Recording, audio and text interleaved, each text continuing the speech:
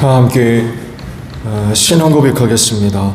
나는 전능하신 아버지 하나님 천지의 창조주를 믿습니다.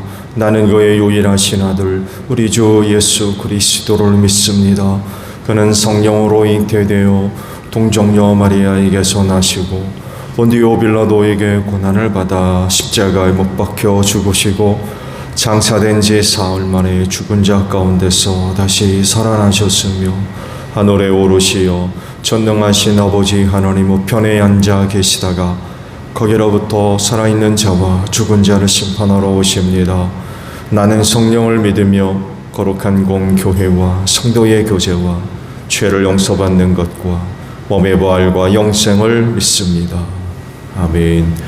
찬송가 308장 부르시고 말씀을 봅니다. 308장입니다.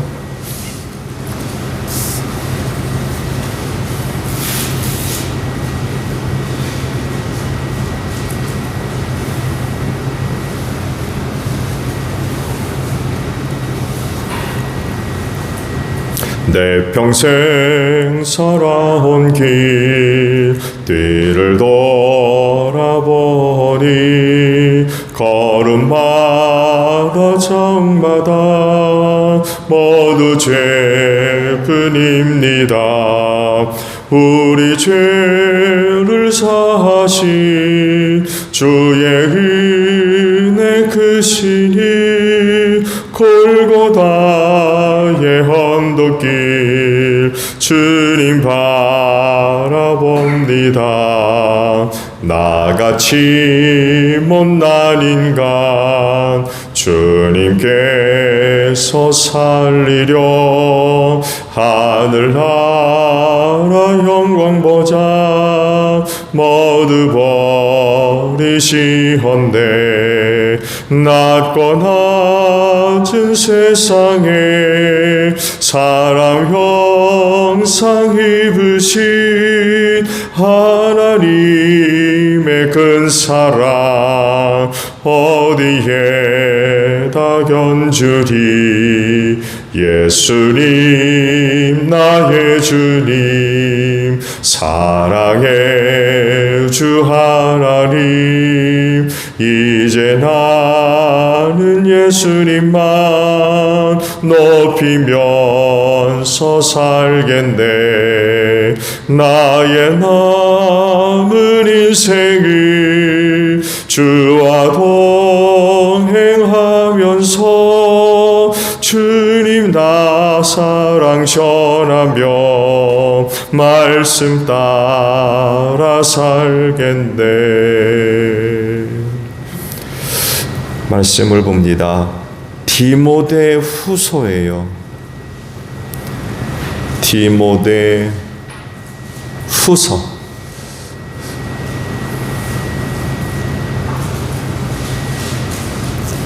1절로 7절까지입니다.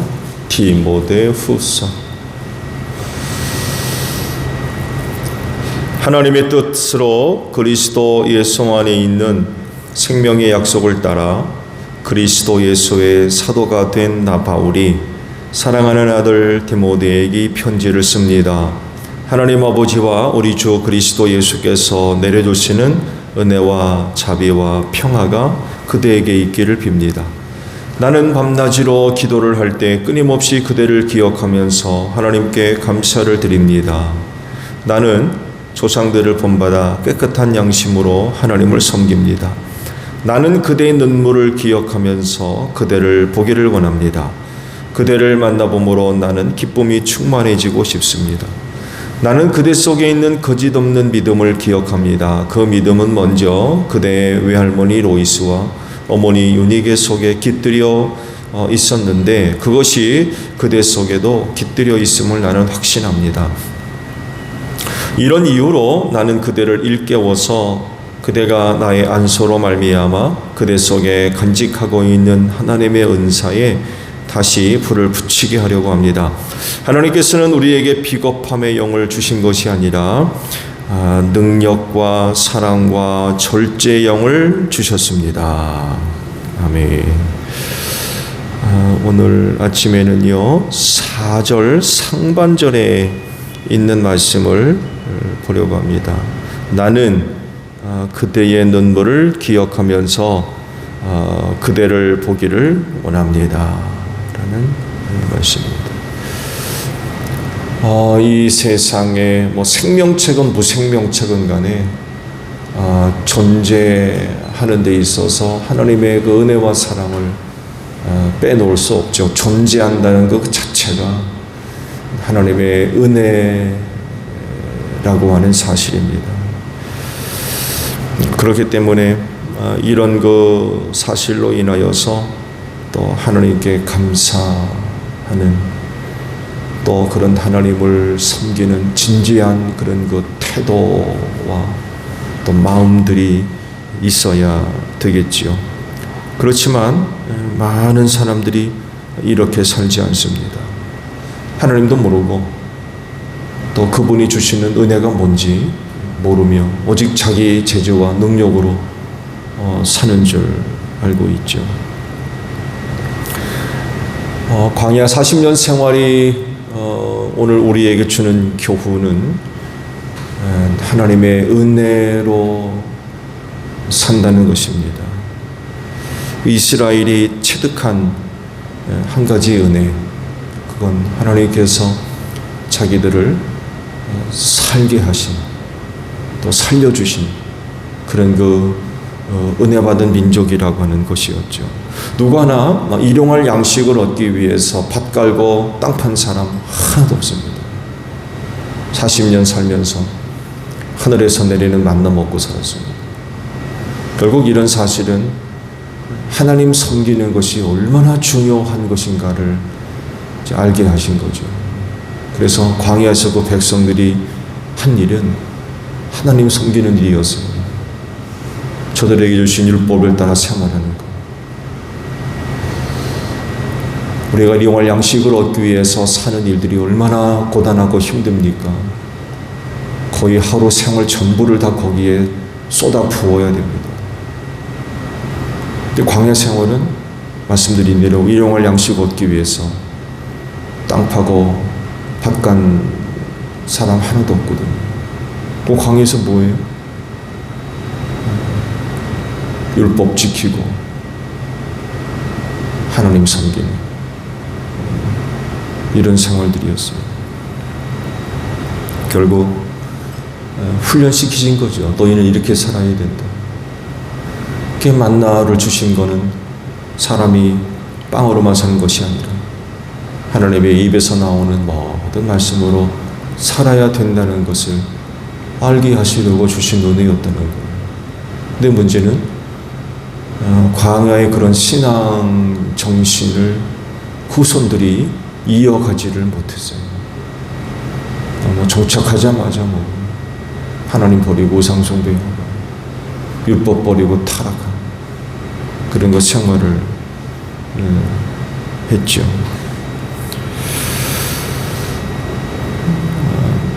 이렇게 하나님으로부터 공급되어지는 은혜로 사는데 무슨 이유일까요?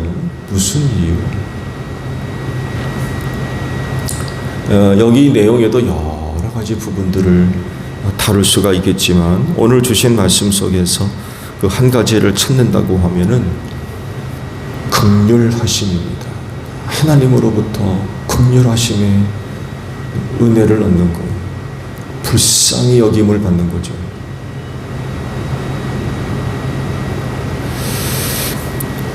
하나님께서 긍휼히 여기는 자들에게 은혜를 베풀어 주십니다. 그리고 또한 하나님으로부터 긍휼히 여김 받는 자는 삽니다. 그러나 하나님으로부터 불쌍히 여김 받지 못하면 살 수 없습니다.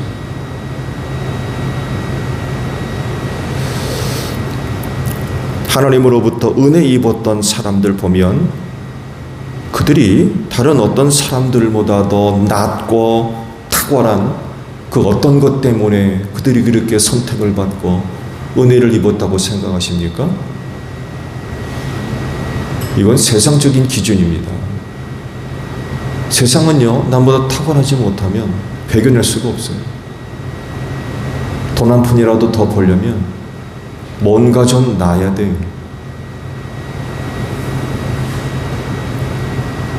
만약에 하나님의 은혜가 탁월한 부분들을 이야기한다면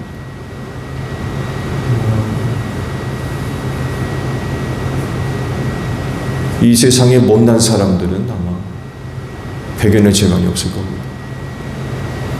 근데 하나님은 그렇게 일하는 분이 아니죠. 하나님의 일하시는 내용과 방법들을 보게 되면 정반대였죠. 그걸 이렇게도 표현할 수 있을 것 같아요. 하나님으로부터 긍휼히 여김을 받는, 불쌍히 여김을 받는 거죠. 잘나서 불쌍히 여김 받습니까? 남보다 똑똑하고 능력이 있어서 불쌍히 여김 받아요? 못났기 때문에 그래요. 그야말로 불쌍한 거예요.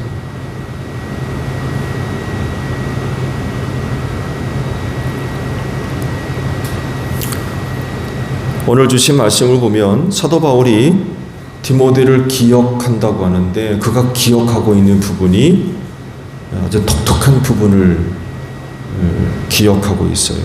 바로 디모데가 흘린 눈물이었습니다. 사도 바울이 디모데 하면 기억나는 게 그의 눈물이래요. 그가 바울 앞에서 어떤 내용과 어떤 이유로 눈물을 흘렸는지 자세한 언급은 없어요. 그렇지만 바울이 디모데를 기억할 때마다 생각나는 건 그가 흘린 눈물이었다는 것입니다. 그렇다고 하면 디모데의 눈물 안에는 이야기가 있어요. 까닭없이 흐르겠어요? 이야기가 있는 거예요.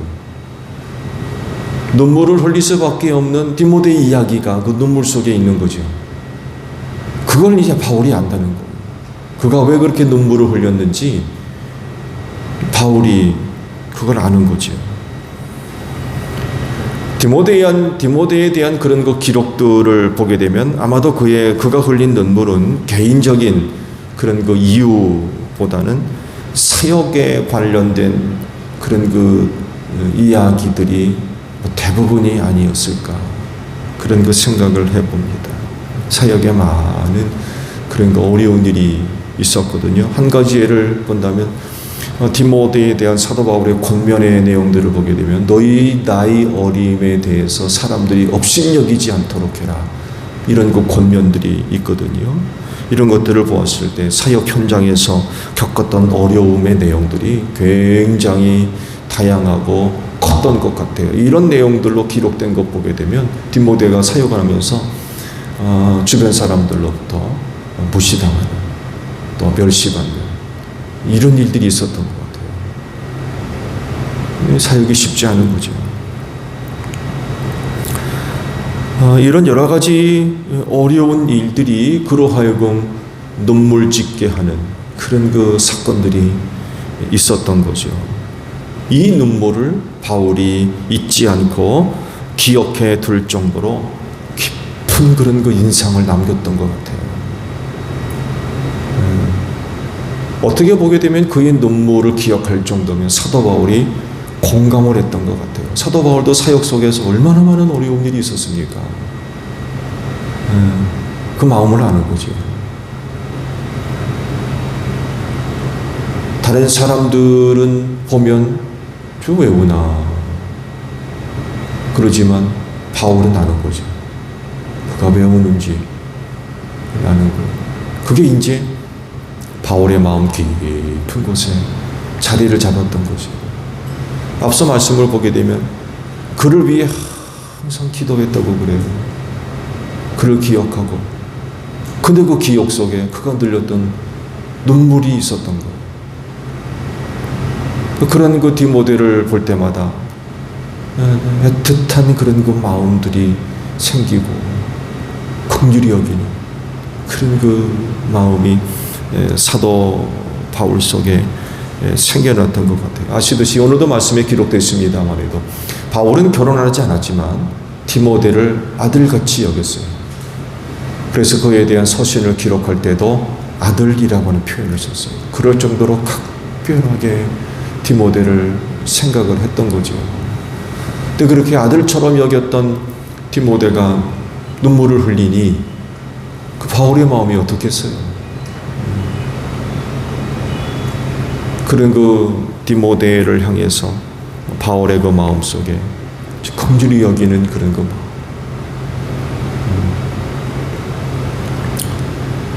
경쟁 사회 속에서 그 재밌는 그런 그 표현이 있죠. 남이 잘 되는 것은 내가 성공하지 못한다는 의미고, 남이 넘어져야 내가 기회를 얻는다. 이게 경쟁 사회 속의 타인과의 관계래요.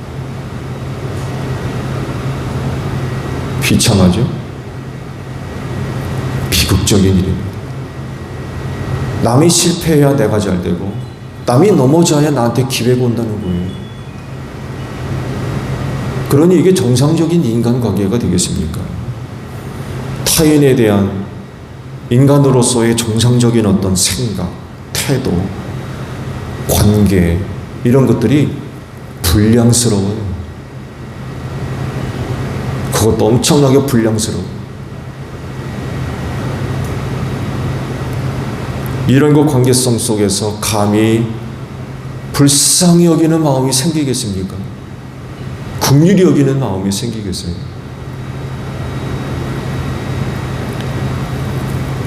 그렇지만 세상이 아무리 이렇게 흘러가도 그리스도인은 하나님의 긍휼히 여기심이 어떤 것인가를 아는 사람들입니다. 앞서 말씀을 드린 대로 하나님의 긍휼하심이 나의 잘됨과 예쁨과 똑똑함 때문에 얻어지는 은혜가 아니라 너무나도 부족하고 연약하고 흠과 티 많고 죄인이고 멸망할 수밖에 없고,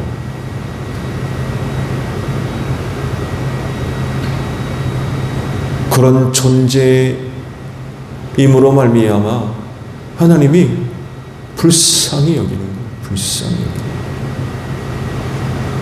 왜? 하나님이 아니면 저 영혼 멸망하거든요.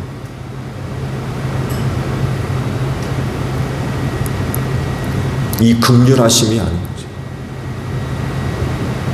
긍휼하심은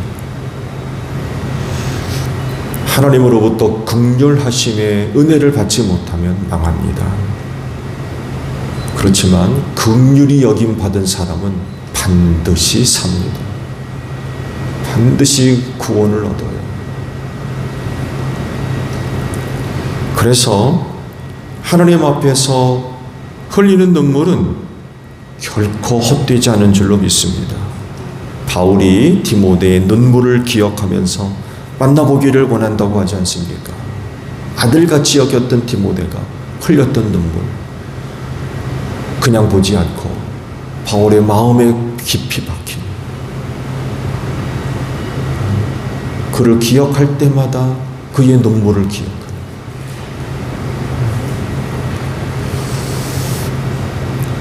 하나님의 마음도 바로 이런 그 마음이며 이런 마음으로 우리를 늘 기억하시고 살피시는 줄로 믿습니다.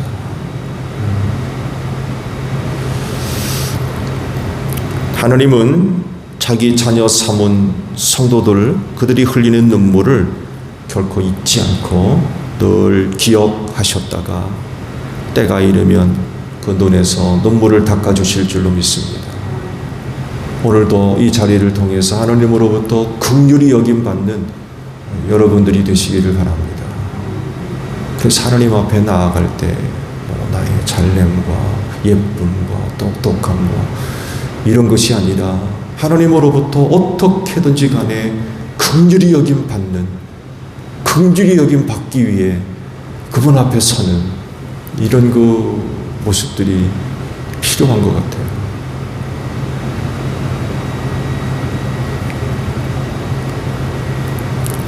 남모르는 눈물이 있습니까? 하나님께서 그 눈물을 보시고 긍휼히 여겨주실 줄로 믿습니다. 그러면 그는 반드시 삽니다. 반드시 하나님께서 일으켜 세워주십니다. 눈물을 닦아주시고 회복시켜주시는 은혜가 틀림없이 있을 줄로 믿습니다. 오늘도 하나님의 긍휼하심의 은혜를 따라 오늘도 은혜 가운데 거하는 여러분들이 되시기를 바랍니다. 주기도만 하겠습니다. 하늘에 계신 우리 아버지, 아버지의 이름을 거룩하게 하시며 아버지의 나라가 오게 하시며 아버지의 뜻이 하늘에서와 같이 땅에서도 이루어지게 하소서. 오늘 우리에게 일용할 양식을 주시고 우리가 우리에게 잘못한 사람을 용서하여 준 것 같이 우리 죄를 용서하여 주시고 우리를 시험에 빠지지 않게 하시고 악에서 구하소서. 나라와 권능과 영광이 영원히 아버지의 것입니다. 아멘. 기도하겠습니다.